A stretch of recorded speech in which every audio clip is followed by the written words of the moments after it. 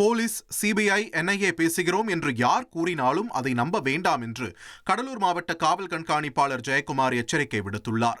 அண்ணாமலை பல்கலைக்கழக ஓய்வு பெற்ற பேராசிரியர் ஒருவர் டிஜிட்டல் கைது மோசடியில் 41 லட்சம் ரூபாய் பணத்தை இழந்த சம்பவத்தை தொடர்ந்து அவர் விழிப்புணர்வு வீடியோவை வெளியிட்டுள்ளார்.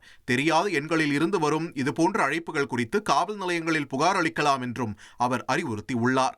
டிஜிட்டல் கைதுன்னா என்னன்னா, ஒரு நம்பர்லேருந்து வரும், நாங்கள் சிபிஐலேருந்து பேசுகிறோம், இல்லை என்ஐஏலேருந்து பேசுகிறோம். இன்னும் அந்த காலை நீங்கள் கட் பண்ணிடலாம். இல்லை திருப்பி வர்றாங்கன்னா நீங்கள் அவங்ககிட்ட சொல்லுங்கள், இந்த பக்கத்தில் தான் காவல் நிலையம் இருக்குது, எங்களுடைய அருகில் காவல் நிலையத்துக்கு நான் வந்துடுறேன், நீங்கள் வேணாலும் வாங்க, அங்கே என்னையே விசாரிங்க அப்படின்னு சொல்லிக்கலாம். நீங்கள் பணத்தை இழந்துட்டீங்கன்னா உடனடியாக என்ன பண்ணோம்னா 1930க்கு ஹெல்ப்லைனுக்கு, சைபர் ஹெல்ப்லைனுக்கு உடனே ஃபோன் அடிங்க.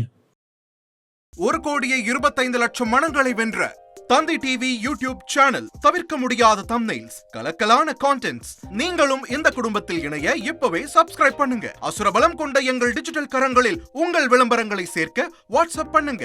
8939888378. Email advttanditv@dttv.in.